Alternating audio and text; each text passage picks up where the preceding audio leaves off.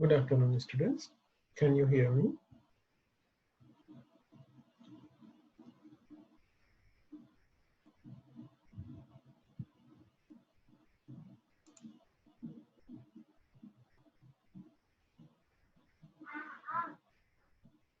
Okay.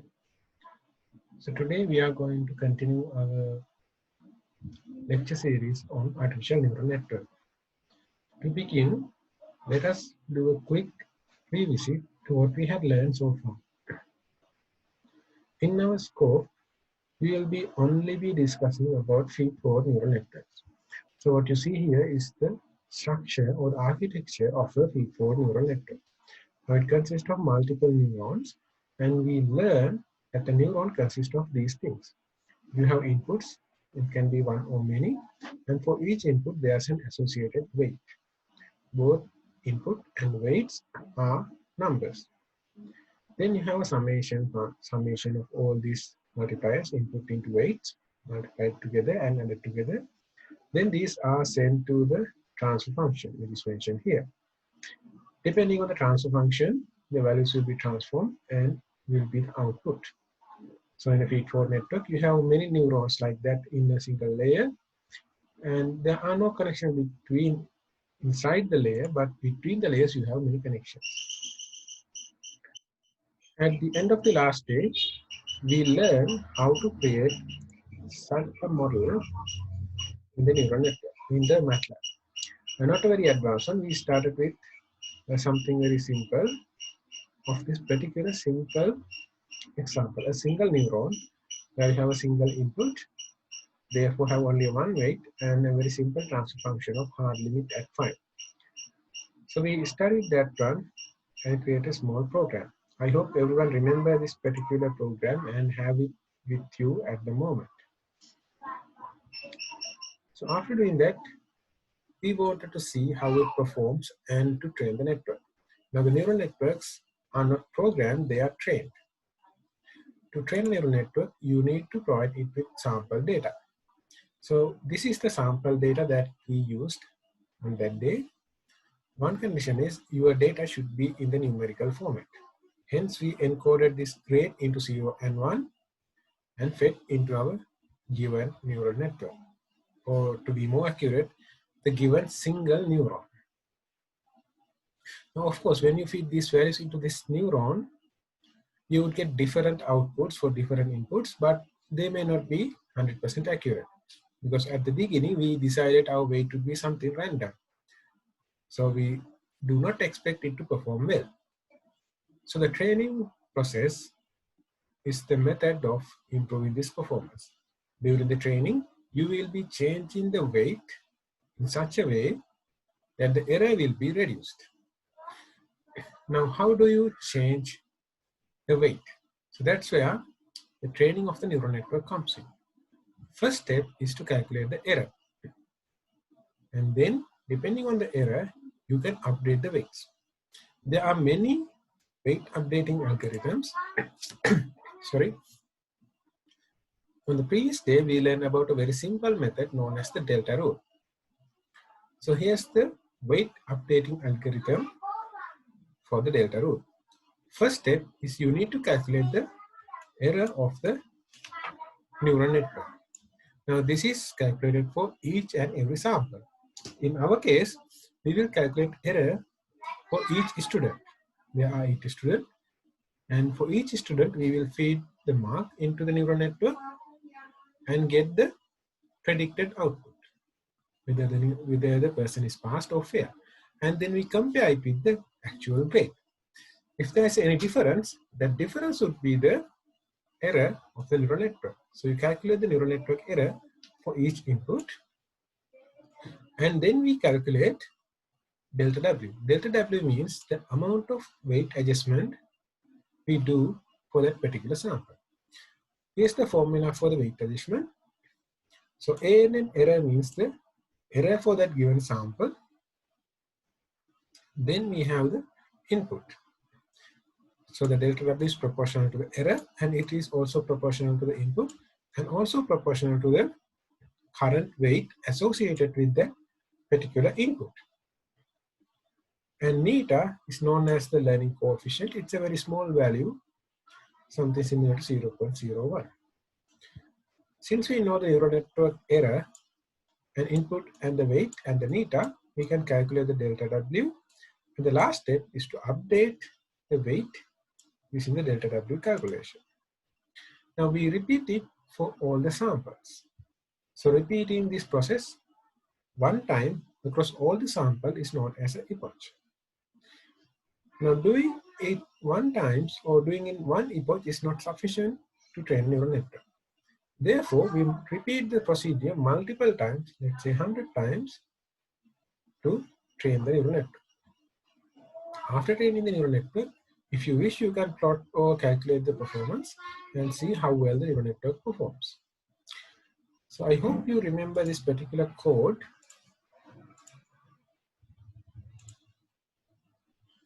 So this is the code that we wrote on that day for this particular purpose. We had created the data set inside the MATLAB using the marks and the grade. Here's an advice. If you want, for each input, you can have separate matrices. For example, here we only have marks. Let's say we have both marks and the attendance. If you want, you can have marks in one array and attendance in another array. But a more common practice is to include all the inputs in a single matrix. So in the first row, you might have marks. In the second row of the matrix, you might have attendance. In the third row, you might have another variable, maybe something like the number of days he attended practicals, something like that. So in that way, using a single matrix, you can capture all the data. Otherwise, if you have about 10 or 20 different input parameters, you would have to create 10 or 20 different input parameters. And for each of them, you might have to write a bit of code. So putting all the inputs in a single matrix is a good idea. Then you have the output or the target. Now grade is our output or the expected output. You can see the grades are encoded in zeros and 1, that is there. We have fixed the neta to 0.01 and we have set a weight to 0.5. Now this is randomly chosen. Or to be more precise, for this example, I have chosen 0.5, but later on you will see you can have an arbitrary value if you have a bias. Then for the hard limit, then the threshold distortion. Now threshold you can have arbitrarily if you have a bias. Otherwise, it's better for this example to use a positive value. Now the weight is actually you can choose randomly. There's no issue. Here I have started 0.5, but if you want, you can put some other number. Then we have to for loop. Now, if we go into the first for loop, inner for loop, this one, you can see what's happening inside this particular for loop. You take the marks of the first student or the ith student, and it is assigned into as the input of the neural network. And then that input is multiplied by the weight. Now, in our example, we have only a single input. So we can do a simple arithmetic multiplication. Because you have only a single input and a single weight, you can simply do a multiplication. But if you have multiple inputs and multiple weights, you have to be careful. You have to multiply the input by its respective weight. So they need to be matched. After doing the multiplication, you need to add them up and get the net value. Again, in this example, since we have only single input, there's nothing to add. You have only a single number at the end of this step. So I have directly assigned it as the net value. After that, you compare it with the threshold value. So this is the transfer function part. You have done the summation up to this point, and after that, you do a transfer function. Now, the transfer function we have chosen was the hard limit. So hard limit means you compare the net value against a fixed constant. If your net value is larger than that constant, your output will be 1. Otherwise, the output will be 0. So we have calculated the net value here, and we are comparing with the threshold value th. Now th was assigned earlier here. So we are comparing with 5. So if it is larger, our neural network output will be 1. Otherwise, it will be 0. So from here to here, is the process of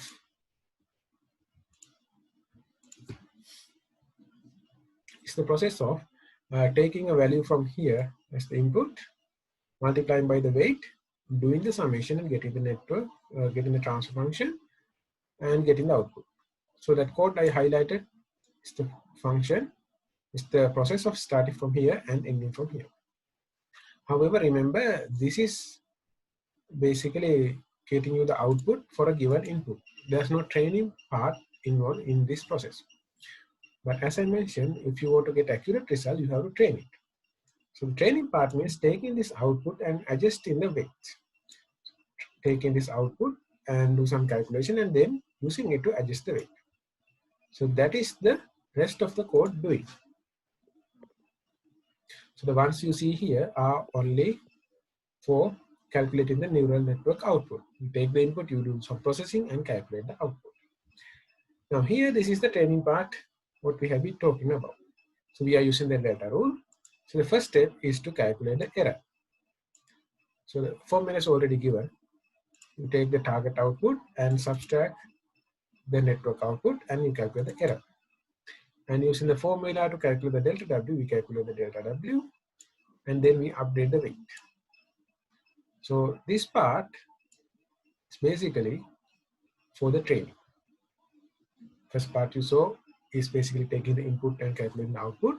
And the second part that is currently highlighted, take that output and compare it with our target and decide how the weight should be changed. That is the part here. The line seen here is not actually part of the neural network. It is there just to show the graph of how the neural network is performing. So it's not a core function, but having a graph is useful so you can see whether the neural network is learning or is there any errors. So it's easy to spot. So that's why I have used this particular plot function to draw the graph of the errors for each epoch. So that's what inside this inner for loop. So you can see I'm doing it from I equals 1 to 8 because there are 8 samples. So I'm doing this process for all the samples one by one. Then I am doing the outer for loop. So you run through this for loop, inner for loop once, that means going through the sample once, and then you have this outer for loop. Now this outer for loop means you are repeating the process multiple times. Here I am doing it 10 times. So that is the training process. So when you run it, you should be able to get some result. If I share my graph, you can see at the beginning there were 2 samples that were incorrectly classified, but after 3 epochs, it had dropped to 0 errors. So that means all the 8 students had been correctly classified. So we can think the neural network had trained quite well. So let us go back to the rest of the code. Now you have a trained neural network, but how do you use it? Now, if you look at our PowerPoint, if you remember my code, the first part of code that I shared had 2 components. The beginning component took an input and did the calculation and calculated the output. So that was the first part I mentioned. The second part was the training process where you took the output and used it to calculate the weight. Now, if I want to use the neural network, that means after training, I do not need to adjust the weight. Only thing is I input some unknown value and then neural network will give me the output. So that is the idea when you are using the neural network. So let's try to test it or put some values and see what the neural network is doing. Now it is clear we don't need to add the component or the code for the training. We only need to duplicate the code that was done at the beginning. You input a value and it is done, calculated the output value and it is displayed. So that is the one that we want if we want to test it. Now, in this case, I had simply copy and paste the same code. If you want, you can write a separate function so you don't have to duplicate it, or you can write it in a separate script. It doesn't matter. But if you're using it in a separate script, make sure you are loading the weight matrix, because weights are the ones that decide how the neuron functions, and we have trained it, right? So during the training phase, you have trained it. Train it means you have adjusted the weights. So when you're testing it, you should use those adjusted or trained weight, right? So if you're using a separate script file or function, make sure you are passing the correct weights. But here I am using the same maths file. So in the workspace, the weights will be already there. So I'm directly going to use it. There's no need for me to load the values back from a separate file. They are already there. So how do you do it? You can see the same code repeating here. You take the input, multiply by the weight, and send it through the transfer function. And this would be the output. So those are the things that we learn on that particular day. Is it clear for everyone? I hope you remember those things that we discussed in the previous day. Any questions regarding this one?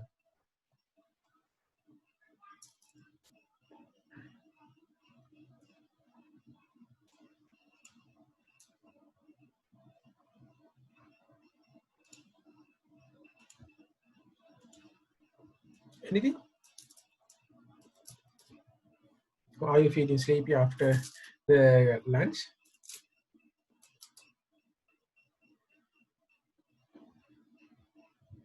No questions?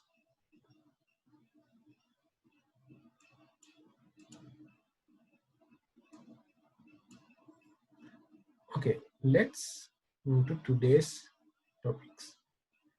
So we have learned how to do a simple training of the neural network. So now we are going to discuss about the termination criteria. Now, what do you mean by the termination criteria? Now, in our example, we had decided we would run our neural network program for 10 times. But why 10 times? How do we decide whether 10 times is efficient or sufficient, or is it does it need more training? So that's where the termination criteria comes in. It explains when to stop the neural network training. So there are 3 termination criteria. If any of them are satisfied, you can terminate the training process. Give me a second, please.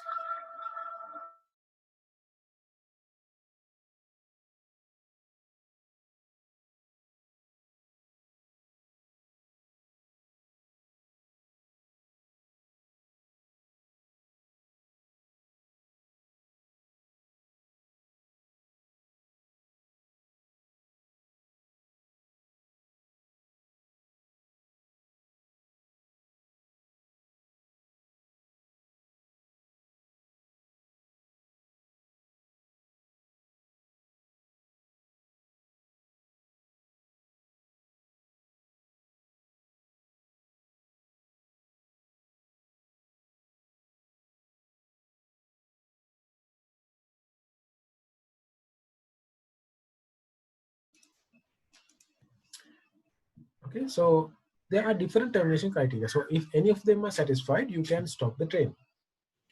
So the first criteria is when your neural network match your expected accuracy, you can stop the training. Let's say you have 1,000 samples and you wish it to classify 900 samples correctly. So once the training has reached that particular level, you can stop it because it had achieved the desired accuracy. So that's the first termination criteria. You can monitor the accuracy, and if it's classifying all the things correctly, then there's no meaning in training it further. Right? The second termination criteria is the maximum number of epochs that is reached. That means sometimes you give it a problem that is either too complicated or your neural network is not properly designed for that given problem. Right? Let's say you want to predict the global weather and you have only 3 neurons in your neural network. Now that's not going to work.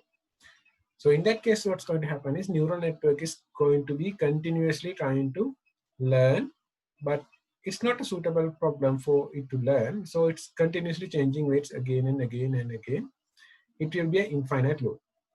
Now, when you're doing the programming, you don't want to run this program forever. So you have to decide what will be the maximum amount of duration or the maximum number of time you would like this neural network to run. If it had not reached its performance by then you should stop and think maybe you should change some data, add some data, change the architecture, do something. Right? So that's the second termination criteria. You should have some maximum value where the neural network should stop. Now, in our example, we had used a fixed number of 10. Now, that is similar to the maximum number of inputs. But in practice, you can use something like 10,000, 20,000. So even after 20,000 inputs, if it is not training, then probably something is wrong. You need to rethink about your given question. The criteria is that weights no longer update. Or in other words, your error is relatively fixed. What do you mean by that? Sometimes after 5 or 6, maybe 100 or some number of epochs, your error seems to be saturated at a particular value. It's neither increasing, it's not decreasing, it seems to be fixed. So what does that mean? The neural network had trained up to the best possible accuracy it can. However, it had not met your expected accuracy. Because if your expected accuracy is met, then it would be the termination criteria. You have 100 samples. You want it to classify correctly, let's say 99 samples is your expected accuracy. However, your neural network stops updating after correctly classifying 95 samples. So no matter how many times you are training, it seems to be saturated. Your weights are fixed and you only seem to be updating up to getting an accuracy up to 95 samples from 100. Then again, that's a termination criteria because you don't want to spend your time doing the same thing again and again because weights are no longer changing. So it doesn't matter how many times you run it, it will give the same value. Right? So if you figure out that the error tangent is constant for a certain amount of time, you can stop the training process. So those are the 3 termination criteria. When your network reached your goal, that means the accuracy is reached, or when it reached the maximum number of epochs, or weights are no longer updated. Okay, this is clear to all of you? Any errors, any problems? Please use the chat. There's something called chat here, or you can use the mic.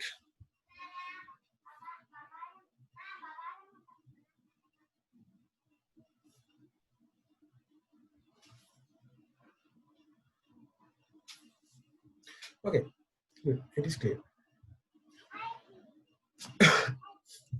Now we'll move to the slightly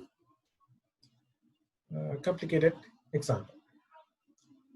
The first example had only a single input, if you remember. We had a single input, and hence we had a single weight. But in reality, you don't find neurons with a single input, you will have multiple inputs. So how would you change your weight updating algorithm or the training algorithm to match it? Right? Now, I expect the calculating the output should be straightforward because you had done it in the first day. You have multiple inputs, you simply multiply it by the respective weights, do the summation and send it to the transfer function and get the output. So that's pretty straightforward. But what will happen to the delta rule when you have multiple weights? So you will get something like this. So if you compare, you will see it's almost the same delta rule. The only thing is you are doing it for each and every weight. Right? First you calculate the neural network error for the given sample. Let's say you take the first student's mark, get the predicted output, and hence calculate the error. And once you have the error, you multiply it by, let's say, the first input and the first weight. That means the weight associated with the first input and the eta. So that would be the amount of weight that needs to be changed for the first weight. Then you do it for the second weight. Now remember then the ANN error will fix, it will remain same because you are still considering the same sample. So for the first student, you have calculated the neural network error and you are multiplying that error by the, let's say, the second input and the second weight and eta and getting the delta W for the second weight. Then you do it for the third weight, third input and get the delta W for third one. So at the end, you update all the weights. If you had 3 weights, you will be updating all the 3 weights. Then you can move to the second sample. That means the marks of the second student, get the error and follow the same process. So it's basically another for loop inside your structure. In earlier case,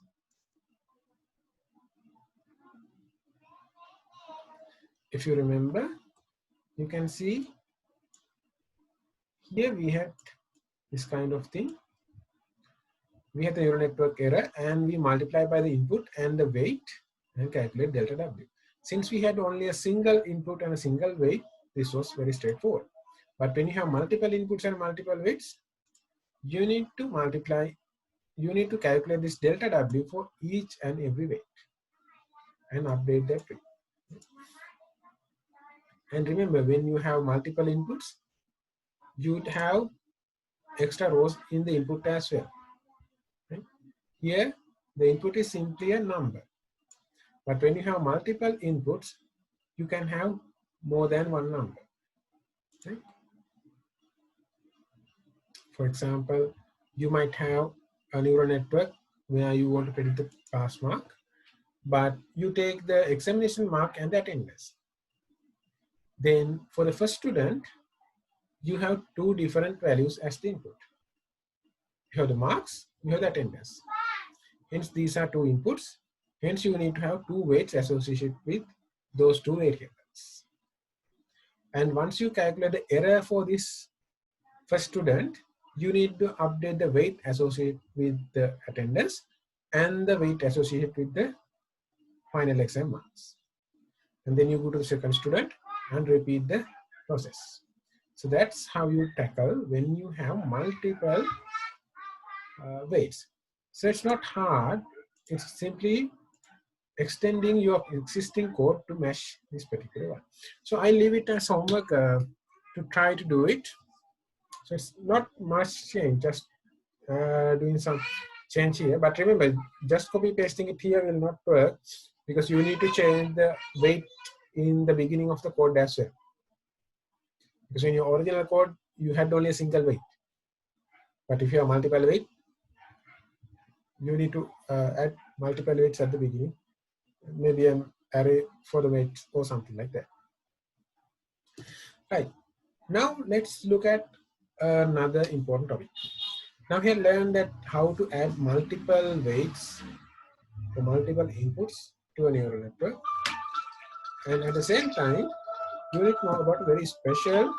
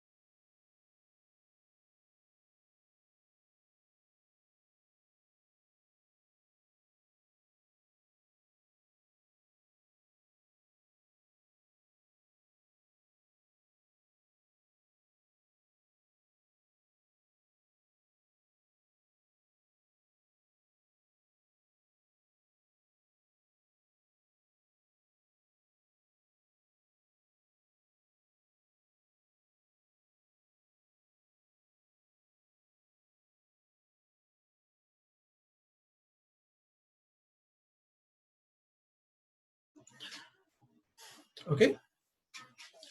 So we now know how to have multiple weights.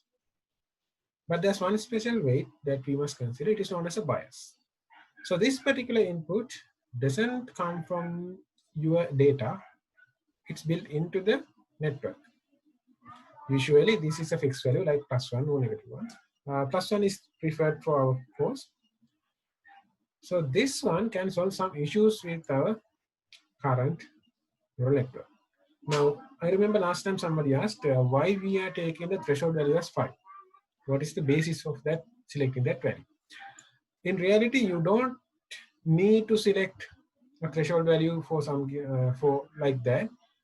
But since our neuron didn't have the bias, I had to pick a positive value. Now let me explain why we needed to have that positive value.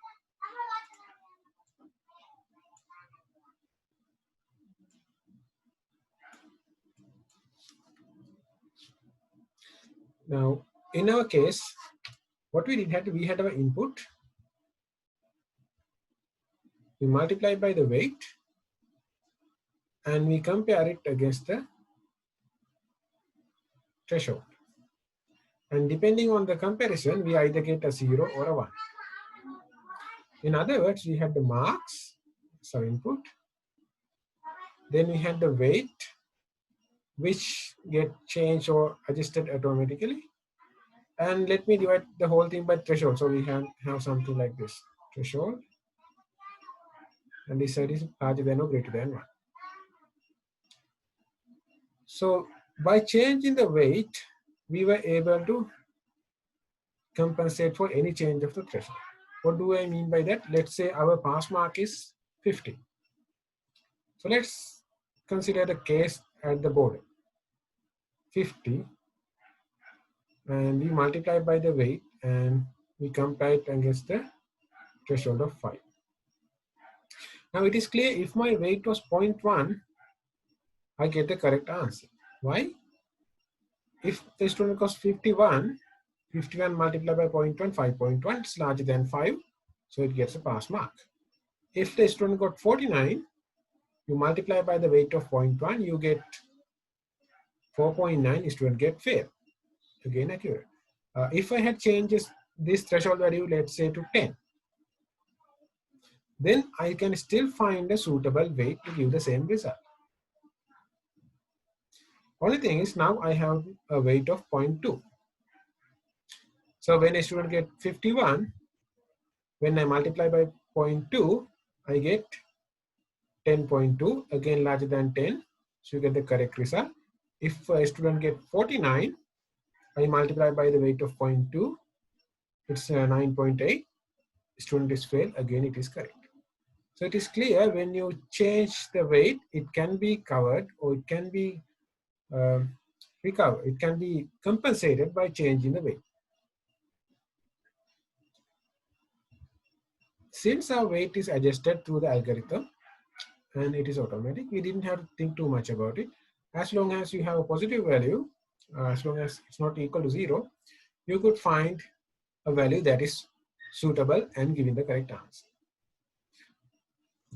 Even if you have a negative threshold value, that doesn't make much difference. You can simply put a negative sign here. But what would happen, let's say somebody had decided to choose a threshold value of 0. Now, what kind of weight can I choose to match this particular scenario? Now, let's say cutoff mark is actually 50. I chose W is equal to 1. So now you can see whatever my marks are, whether it's 10, 20, 90, 30, or whatever the marks, once I multiply by the weight, I always get a positive number, which is always large, which means all my students will be marked as pass students.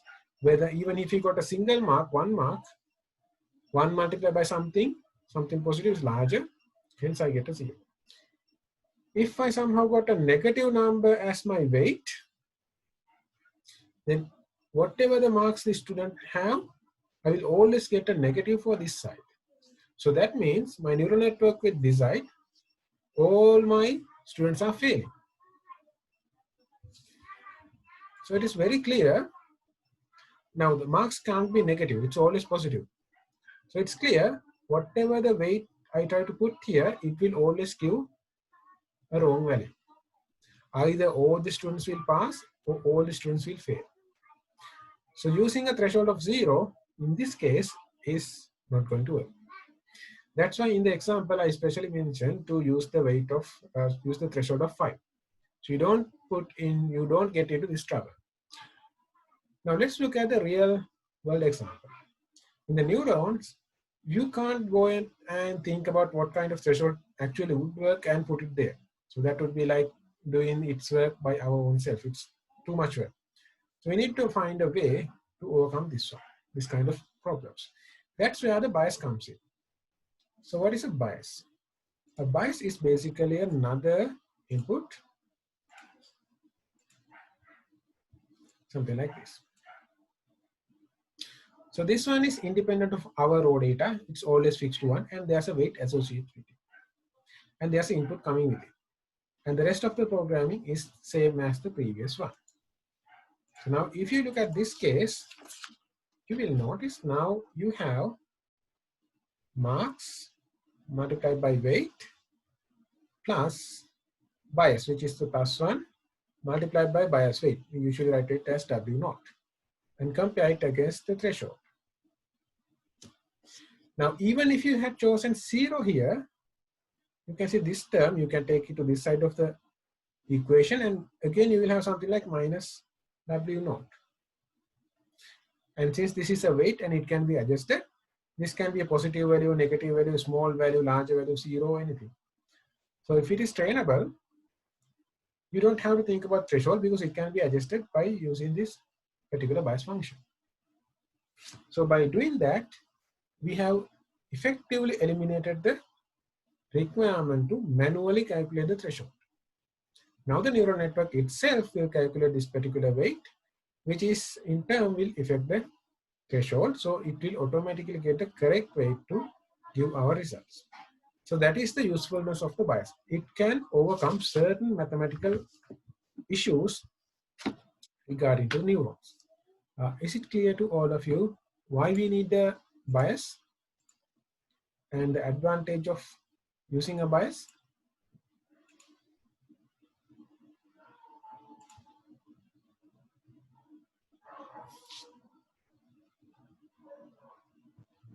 Excuse me, sir.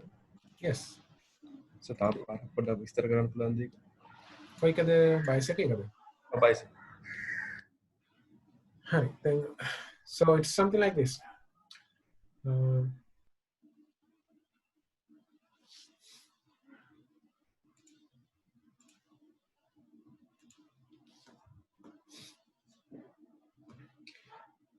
Now let's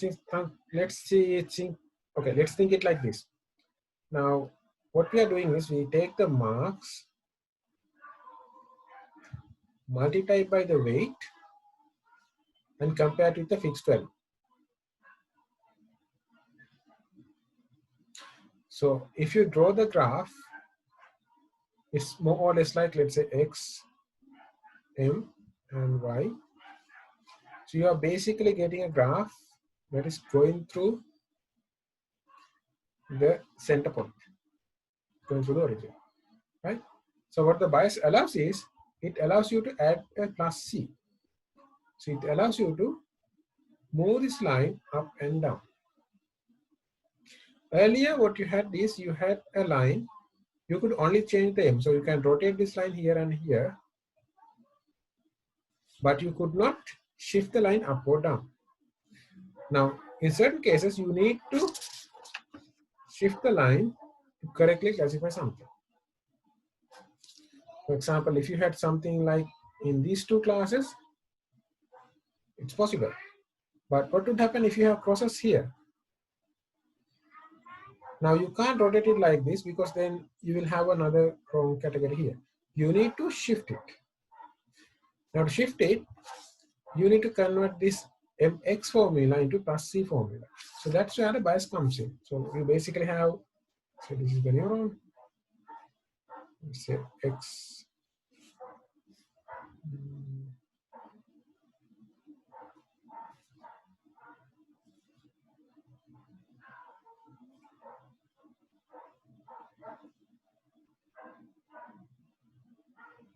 let's say the weight is a. Then what you have is a multiplied by the x, and then you compare it with the threshold value, let's say th. So you basically have something like mx y equals mx kind of scenario. You are comparing it with this particular threshold. But if you want to have a generic equation, you need to have another one. Let's say bias plus 1, and let's say this one is c. Now your result of this net equation is ax, which is this input multiplied by this weight, plus this input multiplied by this weight, bias multiplied by this one, ax plus 1 times c, compared with whatever the threshold. So now you have a much generic equation. So that is the idea of having a bias.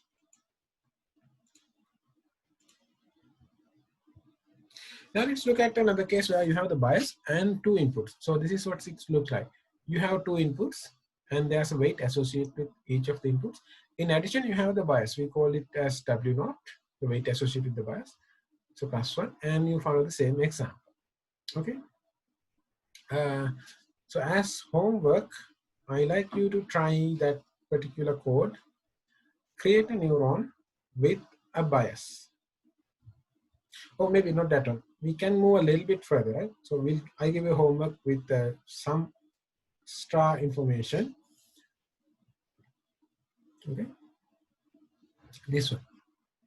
I'll give you this as homework for you to try. Or if you have free time, you can try it even now. So here's a neuron that's we need to modify. Earlier we had something similar. In that case, we had the marks and the grade, only two inputs. But here we have two inputs. So earlier we had only marks and the grade, one input and one target. Here we have two parameters for each of the samples. We have the mark of the student and the attendance of the student. So what we have to do is, it's same as what we had done in the first neuron case. Only things now you have multiple weights. So I told you how you can change your delta rule to accommodate multiple weights. So change that delta rule to accommodate these two inputs. First, you take the sample of the first student, you calculate the marks and the attendance and multiply by the weights. And don't forget to add the bias as well. So you have a constant bias appearing and compare it with the threshold value and get the error. Once you get the error, use the delta rule to update the weights, then repeat the process multiple times. I think I would give it you as take home assignment or something, so you can try it yourself. If you have any errors, please let me know. Okay. Anything regarding to multiple input questions? Any questions regarding multiple input neurons? It's same as the previous one. You need to write another extra for loop to update the weight separately. If you are good in MATLAB, you may not even have to write a for loop. There are ways to manipulate the matrix to get it without running the for loop. It's up to you.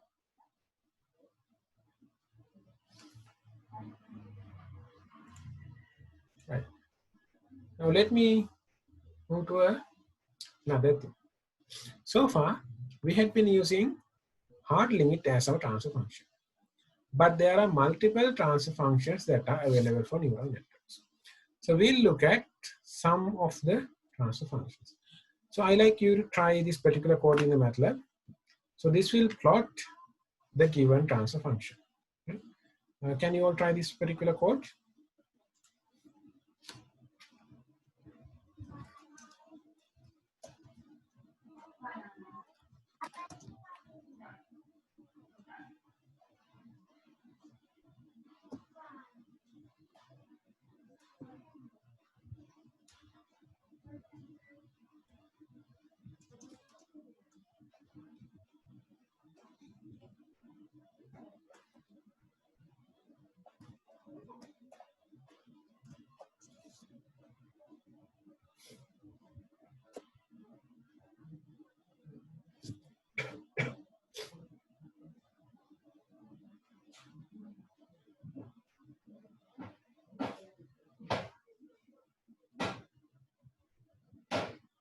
What kind of function do you have as a result? What's the result did you get? Did you got?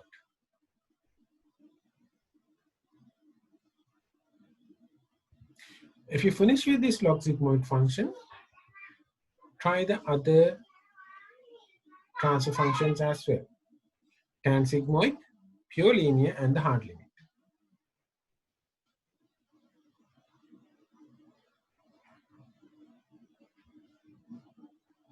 Those who finished, please put in the chat what is the difference you see between the log sigmoid and the tan sigmoid. Let me know if you have noticed the difference between the log sigmoid function and the tan sigmoid function.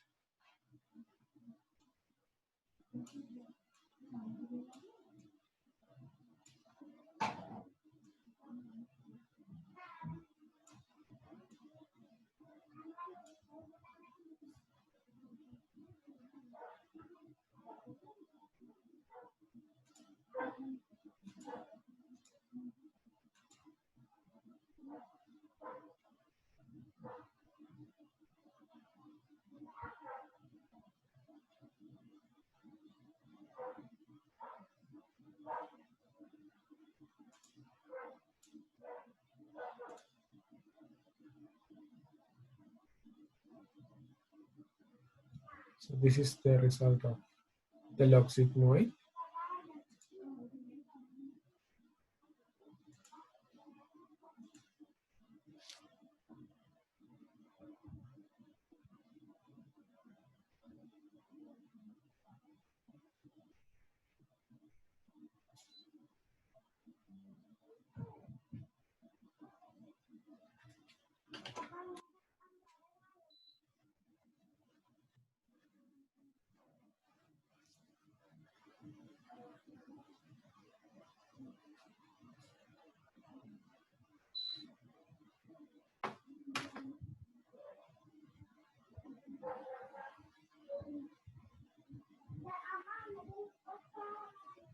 Any difference between the log sigmoid graph and the tan sigmoid graph?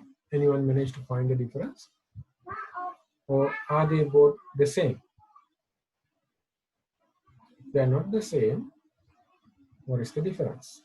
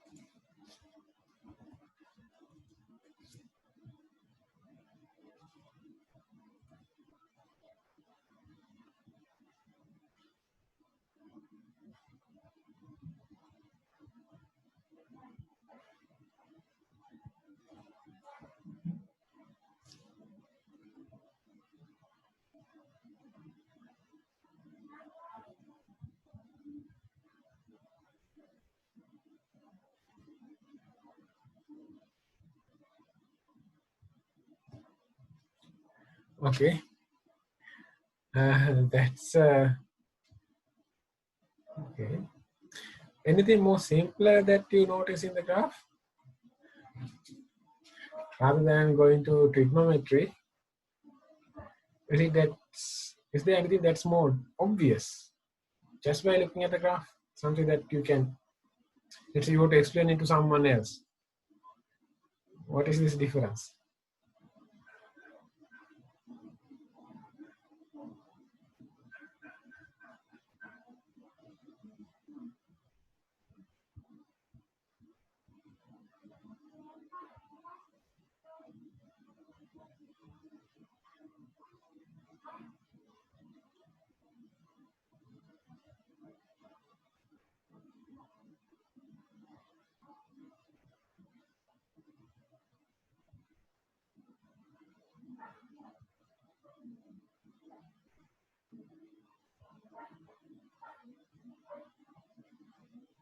What about the range?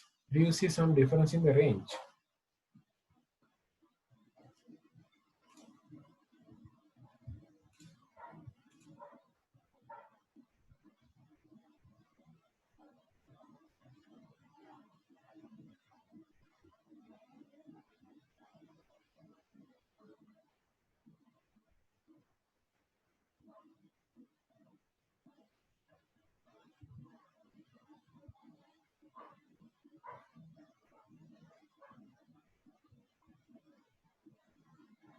What is the range of the log sigmoid function? Where does the graph stops?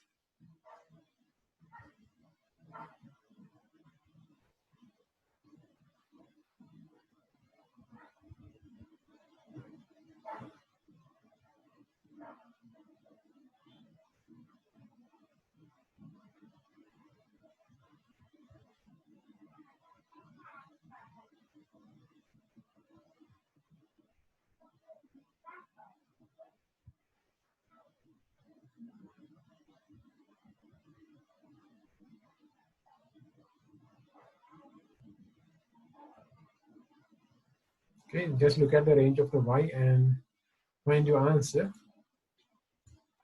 Let me move to the next one because it seems to be taking too much time.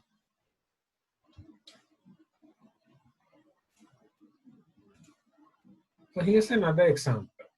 Now I mentioned neural networks can be used in multiple applications. What you saw earlier, the simple example we did, is an example of classification. It was trained to classify the students either as passed or as failed, depending on the marks. We're basically separating them into two groups. But that is not the only application we learn that a neural network can do. Here is a prediction example. So what's happening here is, let's say there's some gas or some experiment or something, where two parameters were measured. First parameter is the temperature, second parameter is the pressure. So this data is with us, and we want to train a neural network such that when you input the temperature, it would predict the pressure. To train the neural network, you can use this particular data. So we expect once you have trained it properly, you can input some temperature and it will give you the pressure as the result. Now tell me, is hard limit is capable of doing this solution? Or do you think hard limit is the best solution for this, best transfer function for this question? And why? What is the reason behind your answer?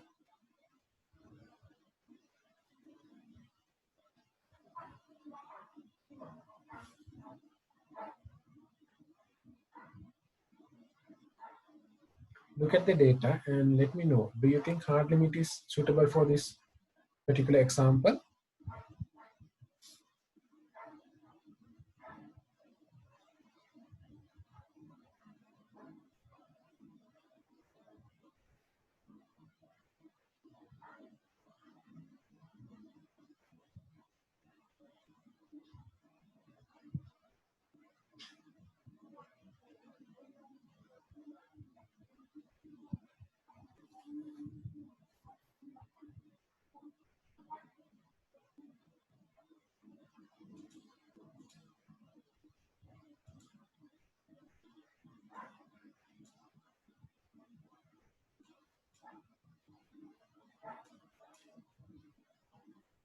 What is the answer? Yes, no, maybe?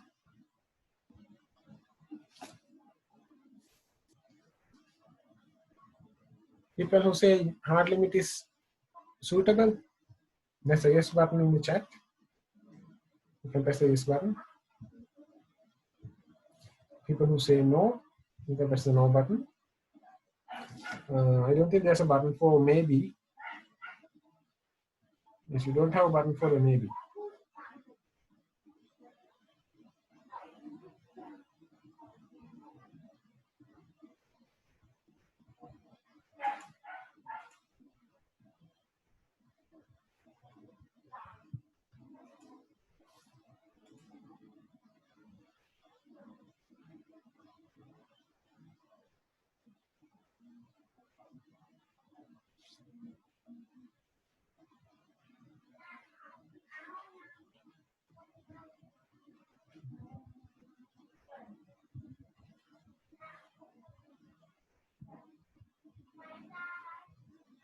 Anyone else?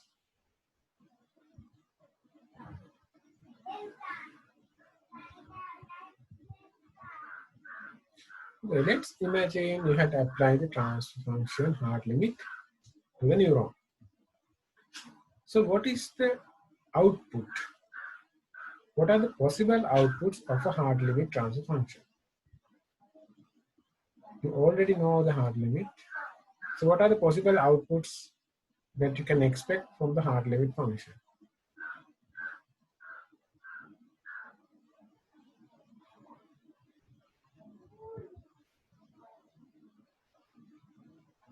Yes, 0 or 1.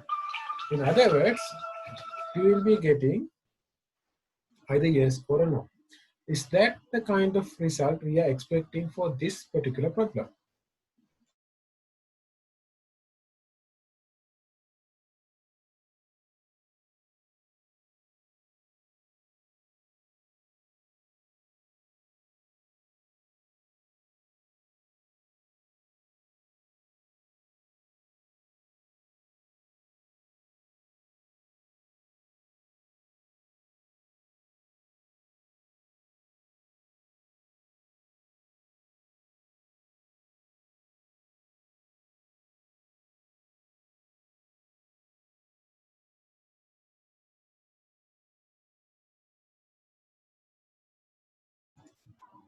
Yes. Hard limit is capable of giving 0 or 1. Unfortunately, that is not the expected output for this particular one. Right? We don't want to classify or categorize them. What you need is a real number. 5, 6, 12, 13, something like that. Right? So hard limit is not able to give that number. Therefore, it is not a suitable transfer function. Then what could be a suitable transfer function? Any guess?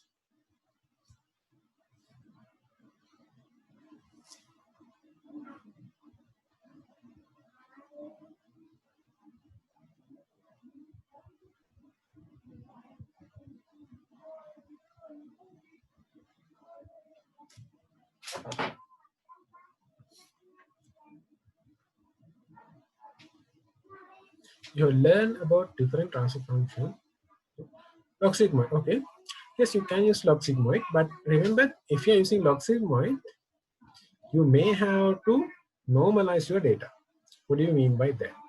Now remember, tan sigmoid and log sigmoid are known as squash functions. That means they don't go up, they don't go beyond the +1. And in the log sigmoid 0, tan sigmoid -1. So you have a very limited range. It is continuous, but you have a limited range. But in this example, you can see the values range from more than 1, 5, 6, 12, 13, something like that. So if you are using something like a log sigmoid or tan sigmoid, you may need to do a little bit of transformation of the data before you enter into the neural network. You may want to divide everything by the largest number. Then your values will be between 0 and, for example, if I divide this pressure by, let's say, 50, then all my pressure values will be between 0 and +1. Then you can use something like a log sigmoid or tan sigmoid. Otherwise, what's going to happen? You are asking the neural network to predict the pressure. So we are expecting it to get a value something like 5 or 6 or 12 or something in this table.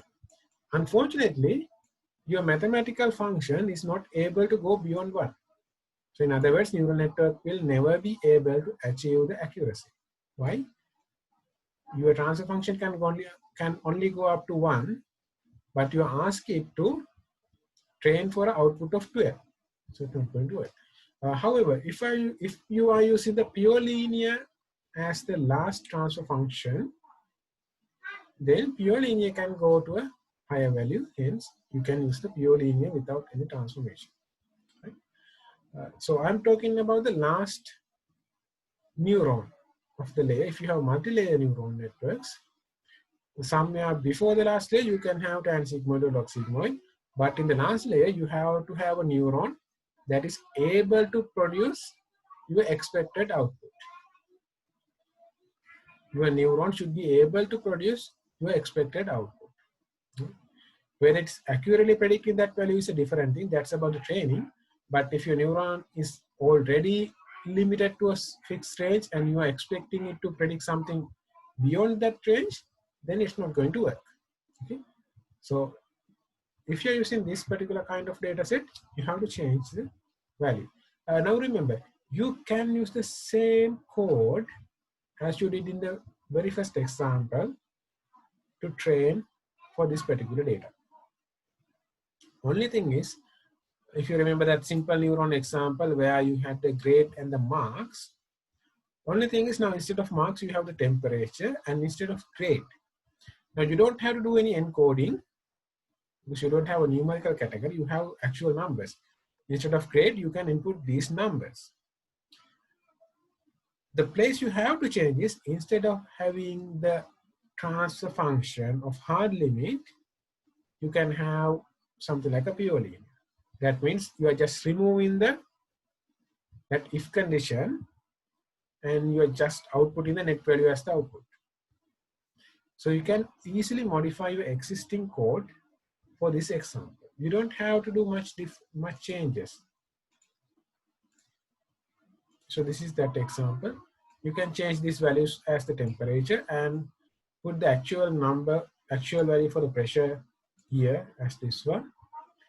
And this is the transfer function. You have the hard limit, but instead of hard limit, you can simply say in and out is equal to net, which is the pure linear function. So you can just remove this one. And everything else, you can keep it as that. Again, of course, when you are testing, you have to change it to the pure linear or whatever the function that you have used, because you are using the same neural network. So you can't use one architecture for training and another different network for testing, right? So whatever changes you did for the training, you have to do the same thing for the testing.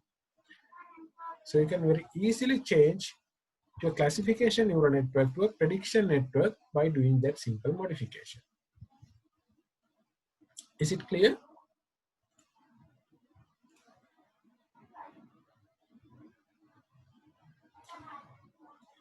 Now let us move to the second example.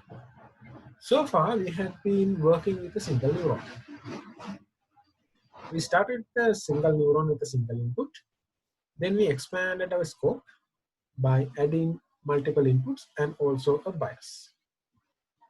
We learned by doing that, we allow more data into the network and also remove some of the mathematical issues we had. But there are limits that are inherited for a single layer neural network. We are going to look at one of such problems. Now, if you look at this particular data set, x1 and x2 are the input and y is the output. So you can very easily create a neural network to separate this data. And if you know a little bit of logic, you will notice this is actually a truth table for the AND gate. But if you change this truth table from AND gate to exclusive OR, XOR gate, you will find your neural network is no longer able to correctly predict the result. Why is that? Now, when you look at the different types of problems out there, you can separate them as linear separable and linear non-separable problems. What do we mean by linear separable? Let's say you have two different classes. Here the dark rounds and dark circles and the white circles. You can separate these two classes in the first image by a single straight line going through like this. So if you have a classification problem where you can separate the classes by a straight line, that is known as a linear separable problem. And as I mentioned, a single neuron represents a straight line.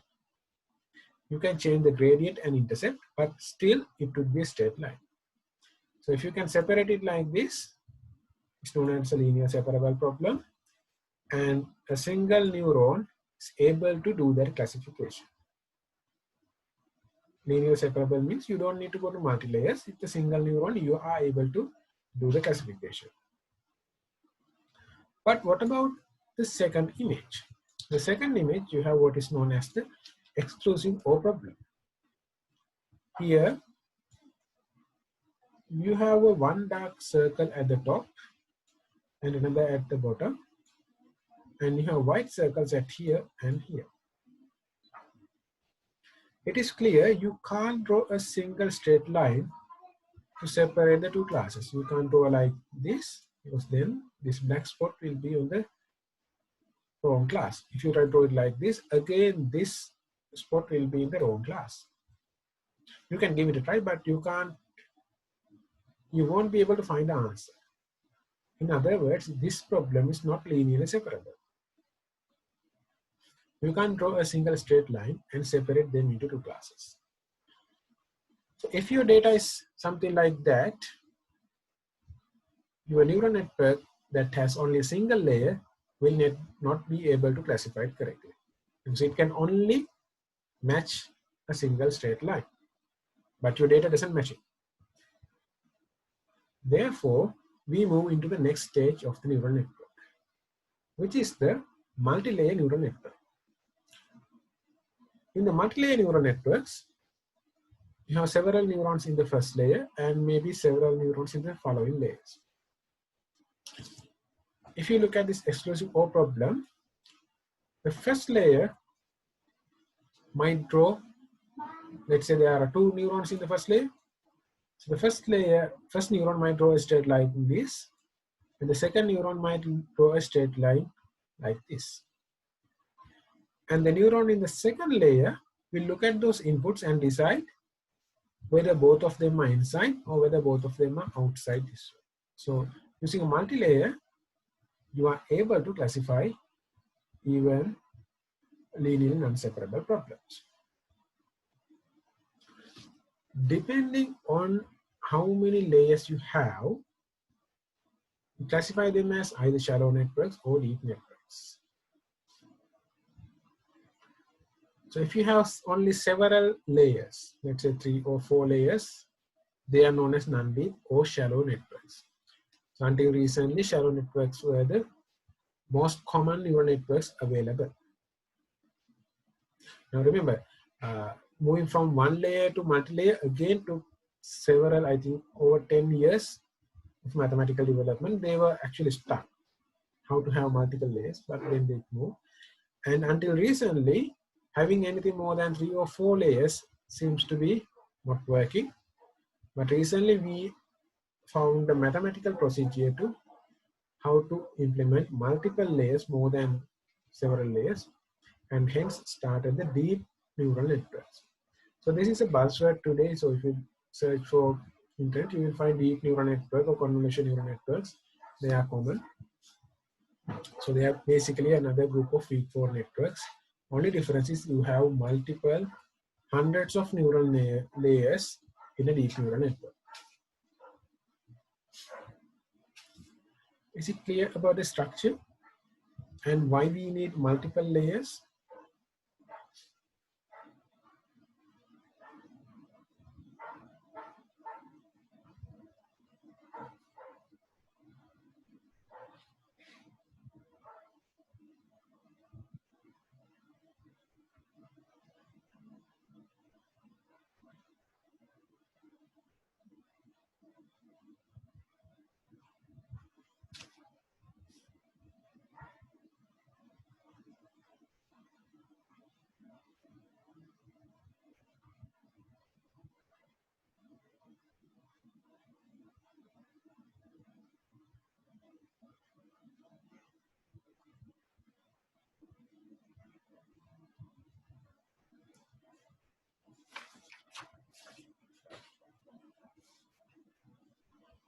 Any questions?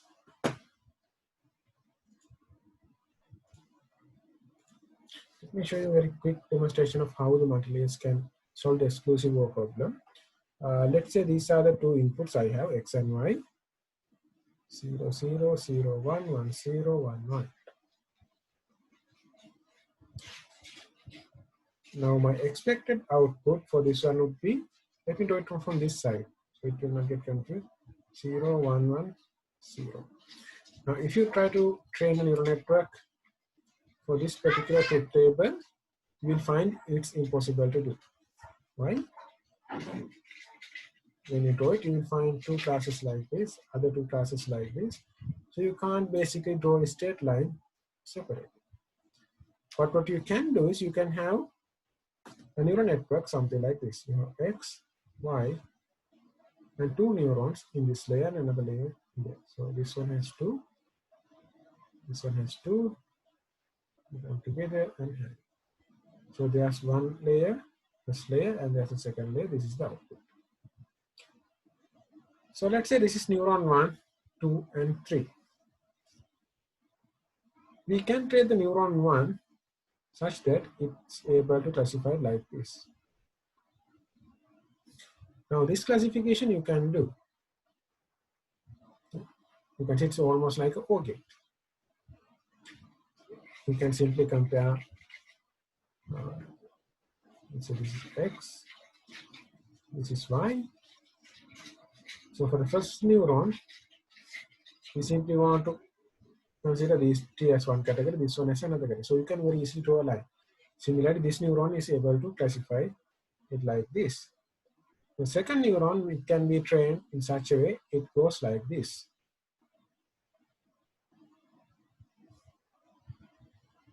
Okay. And the third neuron, now remember, third neuron, the inputs will not come from here. The inputs will come from the output of the previous neurons. In other words, these two neurons. So now it can check and say, okay, if the inputs are if more than one input is high, I will output a high value. Then you can train it to something like this. Because for this last layer neuron, its inputs are something like this. Let's say N1 and N2. When N1 is 0 and N2 is 1, you have a 0. And both of them are 1, you have a 1. Both of them are 1, you have a 1. 1 and 0. Something like this. You don't have a place where I call 0, 0. So this neural network can easily, the third neuron can simply draw a line like this and separate the two classes. So similarly, you can use multi-layer neural networks to solve complicated problems. I remember one time I gave an exam question related to this one. I have an Excel sheet where you are asked to manually find the weights for each of these neurons. So it's not as hard as you first think of it. So if you have free time, go to that past paper question and try to do it yourself. First try to build neuron that is able of doing this kind of classification, then this kind of classification, and the third neuron that's doing this last classification.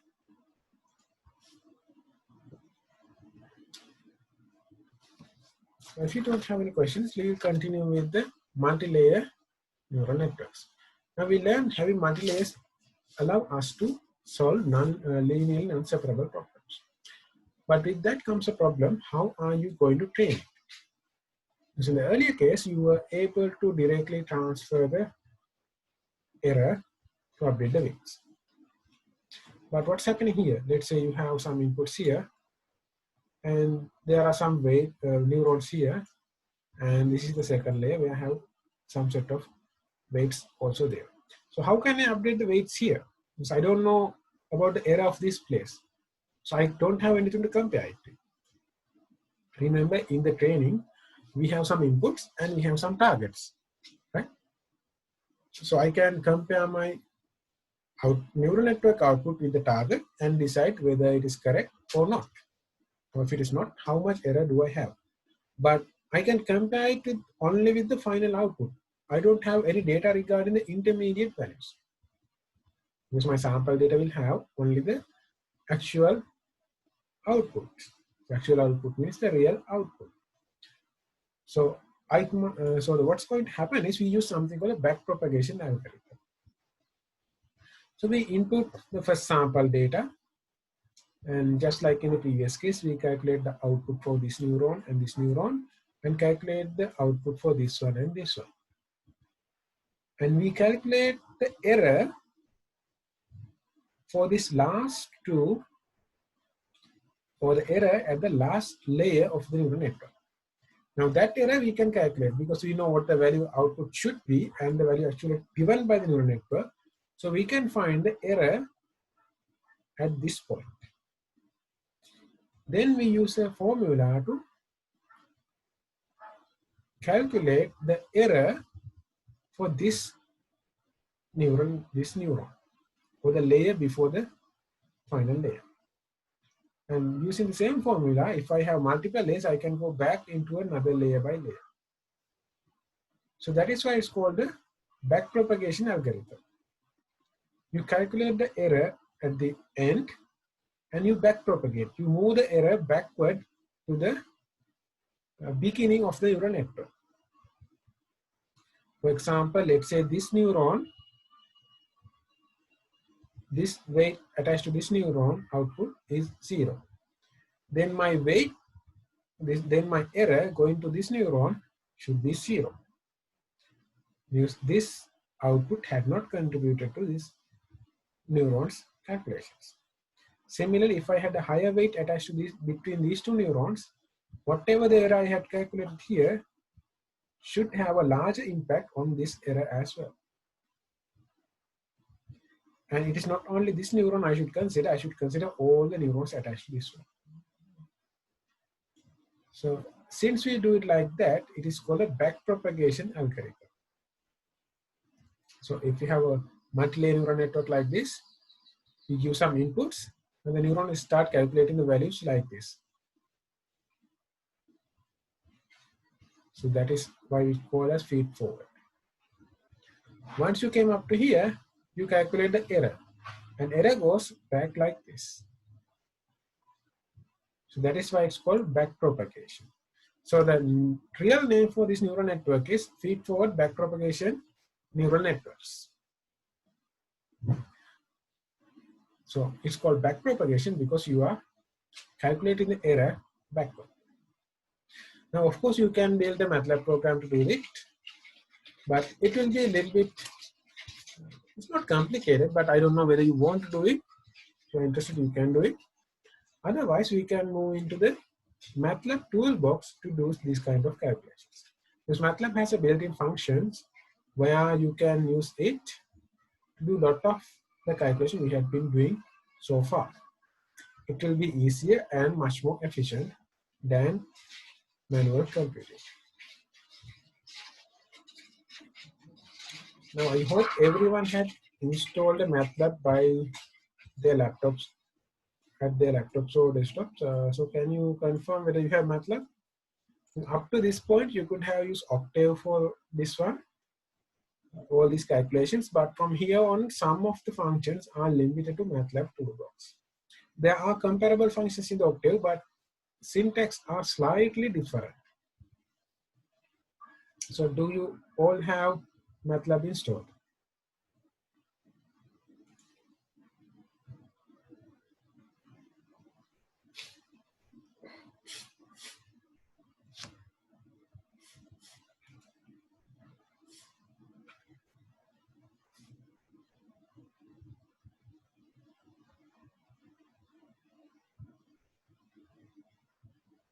Yes? No?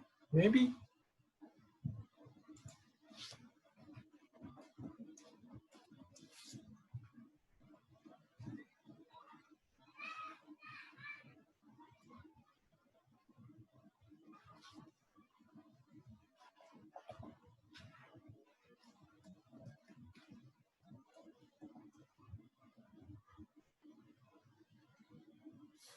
Good. Now let's move to the using the feedforward network. We need to have some data. So we'll start with the sample data set that is already in the MATLAB. So in your MATLAB window,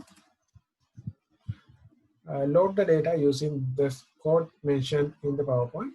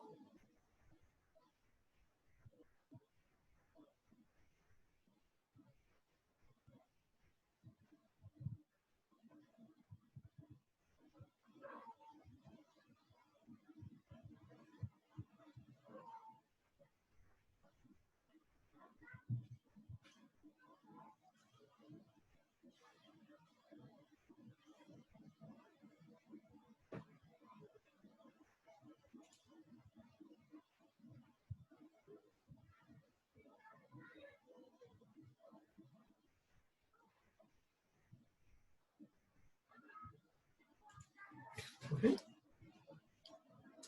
Um,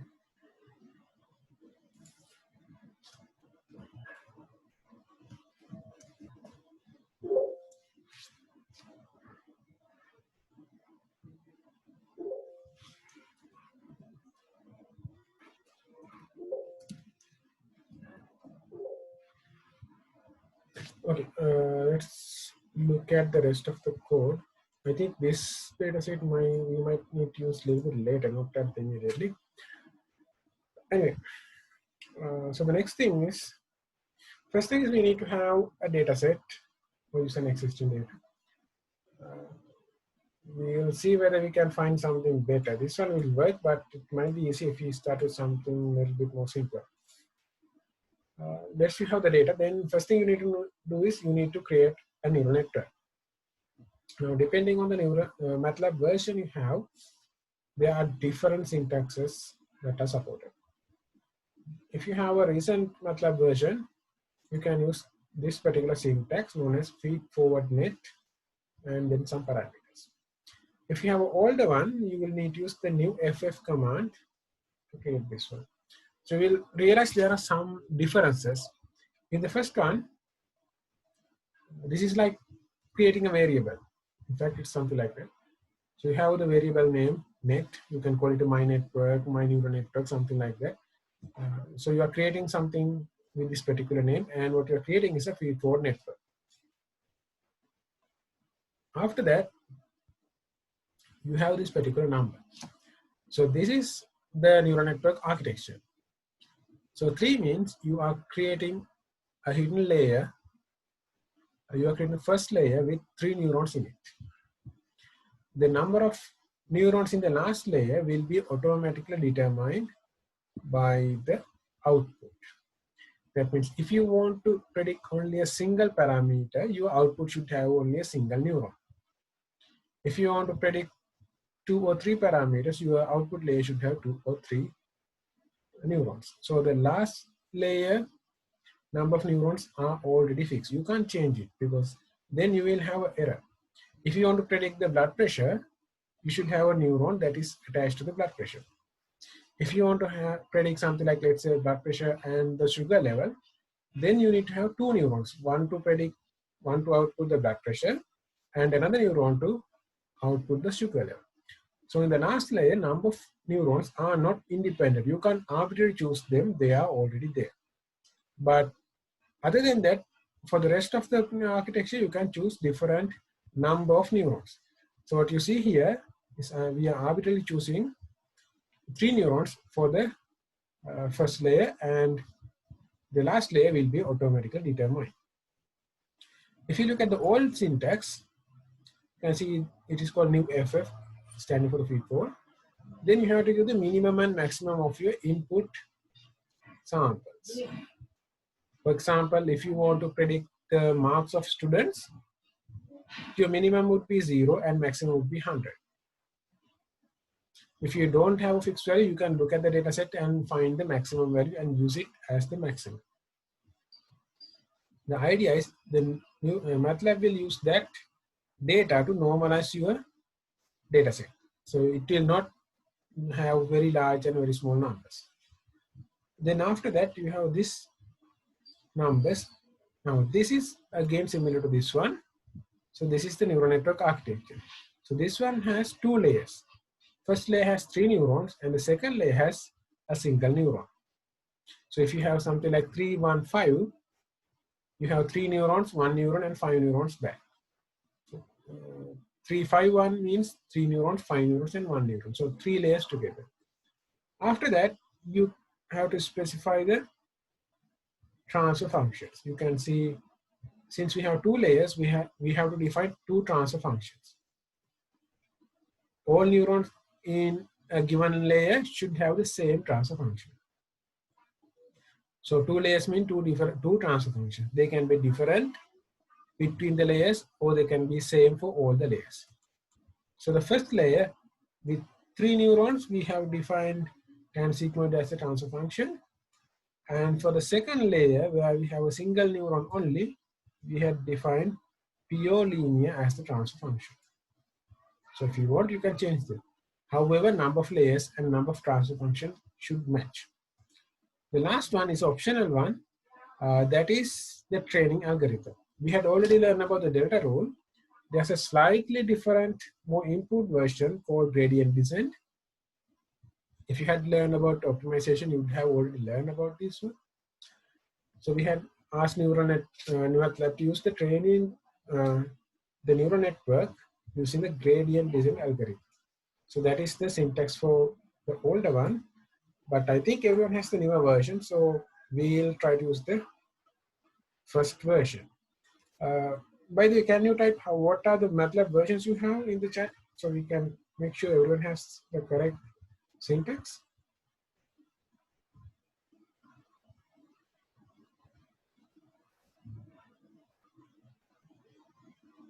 Okay, 15.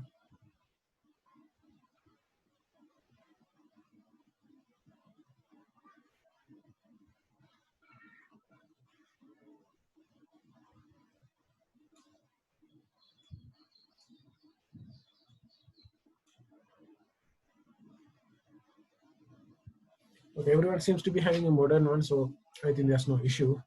15, 14, 16, those things should support both syntaxes, I believe. Right.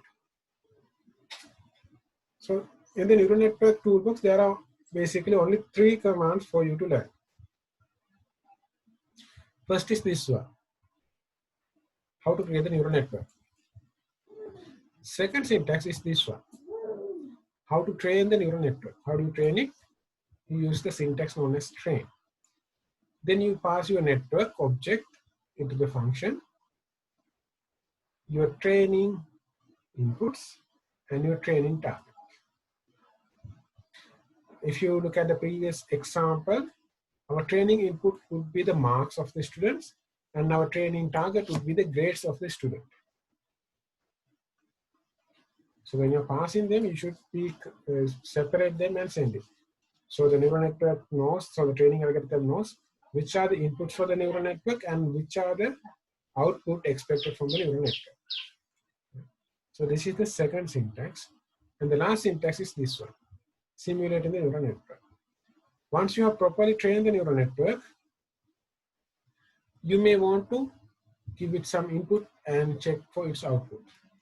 Then we use the simulation sim command. You pass the network object and the input. Then the sim command will give you an output, the output of the network. You can pass an array, one-dimension array as, you can pass a set of values, like a matrix as the input. And for each of these matrices, you will get an output. So you don't have to write a for loop. If you have 10 different samples, you can pass all the 10 samples at the same time. Okay. So let's try to run a small neural network program based on this one.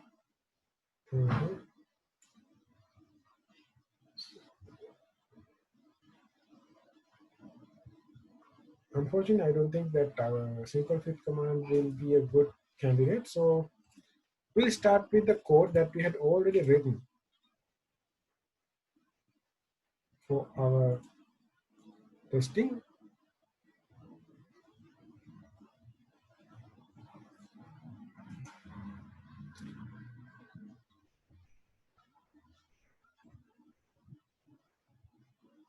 This one. I think you are familiar with this particular code. We had already done it. So we'll have clear CLC and cross all. So these are the marks and the grades of our students in the class. So we want to see what we can do with a neural network. So first, let's create a neural network. Let's call it MyNet. Well, feed forward. This is a fairly simple neural data set. So I think maybe 2 neurons might be sufficient. Even 2 might be too much for this one. But anyway, we'll give it a try. So when you run this program, you will notice in the workspace,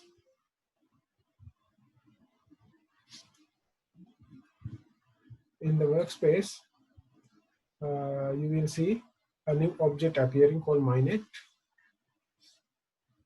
So it's the neural network object. If you double click it, you will get some information. You will get the dimensions, connections, and all these details. If you double click it, now we have the neural network created. Next step is to train it. Now we like to have the training performance metrics as well. Hence we write network and the TR. So this train function will take network, input data, and target as the input, and will output the train network object and some training data. Training data is training performance. So that's why we have 2 outputs here. This train MyNet and marks command grade.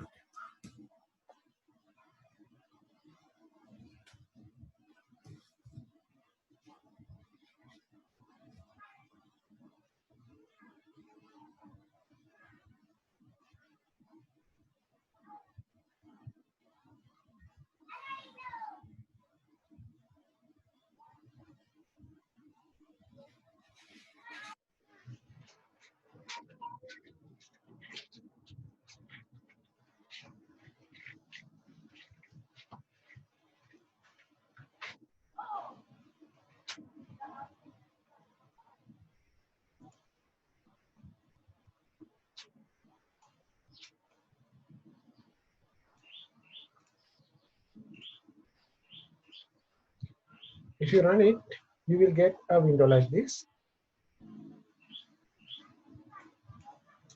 So here you will see the network structure. At the top, you can see there's only a single input. And this neural network has 2 layers. First layer has 2 neurons in the hidden layer, and in the output layer, you have a single neuron.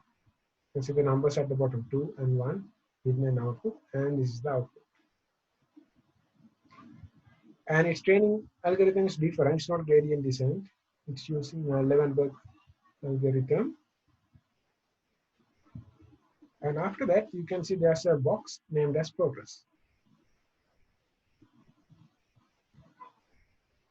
So here, the first progress bar is the number of epochs. So the maximum is set to 1000. If you remember, there are 3 termination criteria, and one of the termination criteria is reaching the maximum limit. Of course, you can change this 1000 to any value you like. You just have to pass that parameter. But by default, it has 1000 inputs. So if it reaches up to the 1000, it will automatically stop training. Second one is the time. Third one is the performance. Performance means how good your neural network is. Or in this case, actually the error. So you can see our target is set to 0, but you can set it to a different value. So if this progress bar is that given accuracy level, then it will automatically stop. That's the second termination criteria. The third one is the gradient. Again, gradient means how fast your network is improving. This is the gradient of the error. So if your error is fixed at a particular point, it will reach a gradient close to 0. So you can see there's again a termination criteria set here, very small number. But if your gradient reached below that number, again the neural network will stop and finish.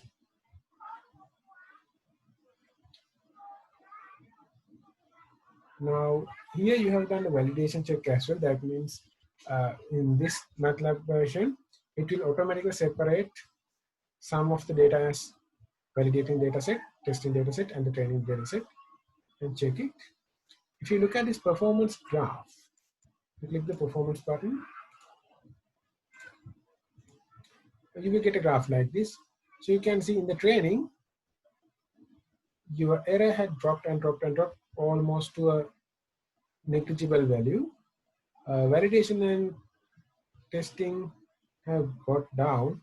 There is a small error, but if you compare it with the values in this one, this is 10 to the power minus 4 or something. So it's probably quite good enough for us. But remember, there are certain things you have to know when you are training a neural network.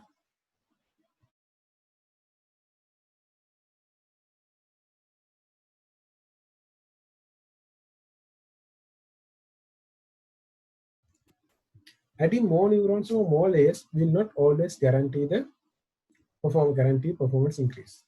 Why? There is a certain ratio you should maintain between the number of neurons and the number of samples you have in the dataset. If you had too many neurons but not enough samples, your neural network will not learn properly. Instead of being generalized, it will only try to remember the specific examples. So when you provide it with a different sample, it may fail. So there's a certain amount of ratio you have to maintain.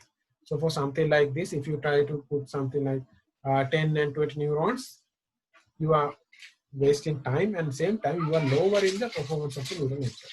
You have to maintain that particular ratio. So we had trained the neural network. I hope everyone had done it. Everyone up to this point, were you able to run this particular code and see the result for yourself?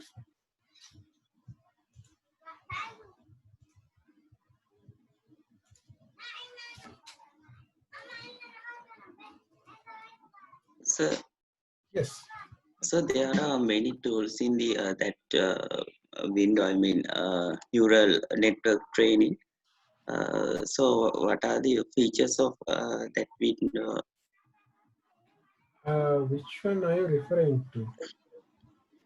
I mean, neural network training window in the MATLAB.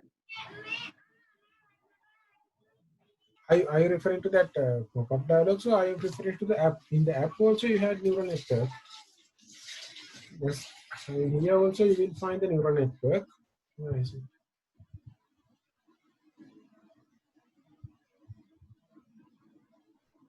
So after compiling this program, I got some window. You mean after running this program? Yes. Okay, let's see.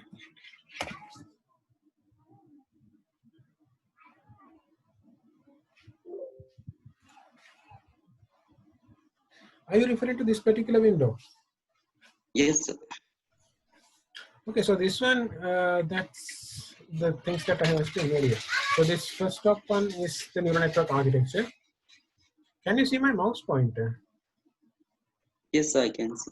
Okay, so this is the architecture. So we said we are going to have two neural hidden layer. That's shown here. This is the last layer, output layer, automatically calculated from the output size.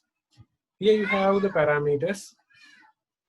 You have the training algorithm, number of inputs it had taken, time, performance, in other words, accuracy, how fast your neural network is training, the rate the array is descending. That is the one here. And if you click on, you will also get a graph of the performance. So those are the basic things you will have here. These are basically the read-only things. So parameters or the results of your training. So there's nothing you can change here. You can maybe change how fast you want to plot the result, but other than that, these are basic details of your training. You can try different things when you are doing it.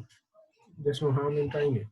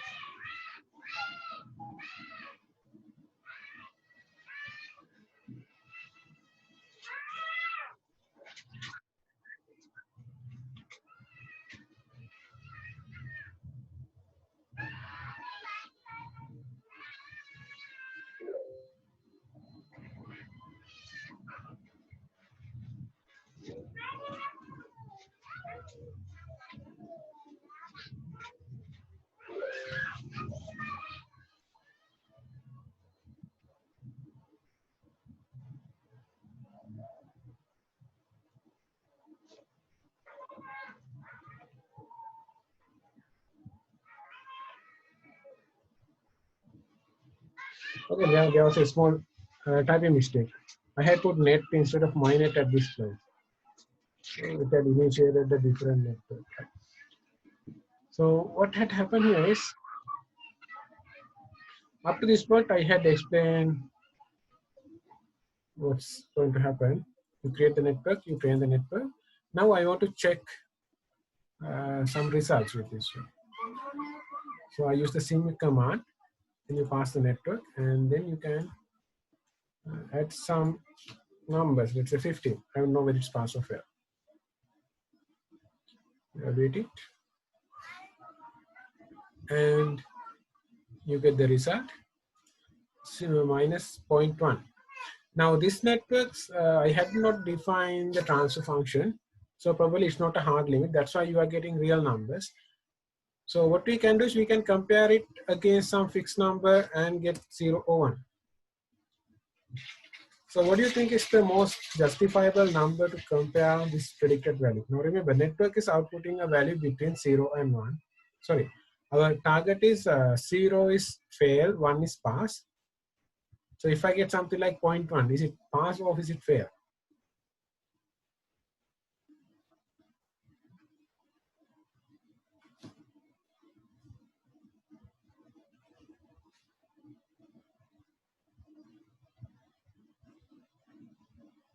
What do you think?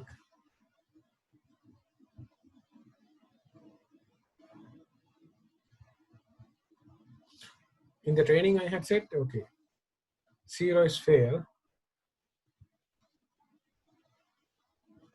1 is pass. But our neural network, as we currently have it, is not using the hard limit. So instead of predicting just 1 or 0, it is predicting a value between these two numbers, or maybe even slightly down as well. If it predicted something like, let's say, 0.1, should I consider that student as either fail or should I consider him as pass? What do you think is the most justifiable category for this particular student who gets 0.1?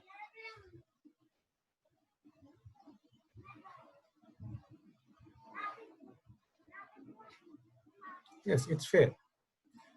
So another thing is we can do some boundary like this. Okay, anything below 0.5 we will classify as fail. Anything above 0.5 we can classify as pass. So that we can overcome this particular real number and classify them back into the ones or zeros. So I can simply say predicted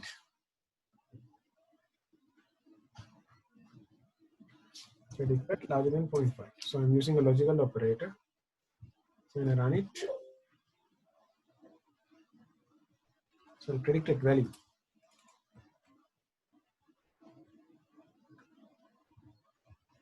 You get 1 or 0. So for 95, I'm getting the result by the neural network as pass. What about something like 30? Now I don't want to continuously train it because it has been properly trained. I'll insert a section and run only this simulation section. Okay, 30 is fair. 38. Now we are closing to that boundary. 30 is again fair. 54. 54 is pass. 40. Now this is a boundary case. It can go either way. It classifies 40 as fair. 48 is pass. So you can see now our neural network has properly trained.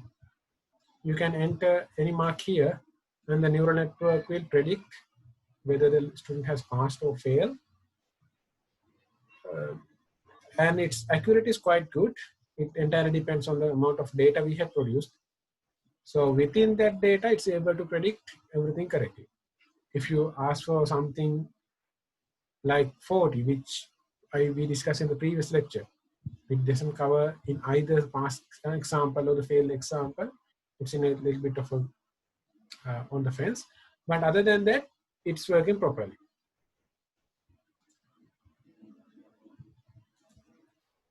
Were you able to do this example by yourself? Are you getting the results? So it's not very hard. You can see this up to this point, it's something quite straightforward. Basic initialization and data. We used only 3 commands.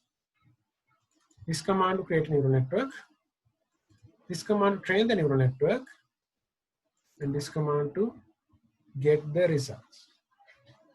So it's not complicated. You should be able to do it. If you have any questions, please let me know because I think our time is running out. Do you have any questions regarding this particular example?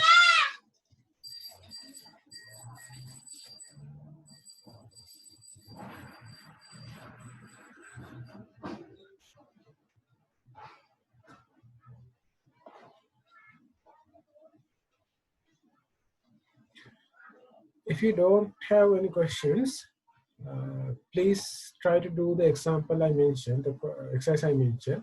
That is, build a multiple input neuron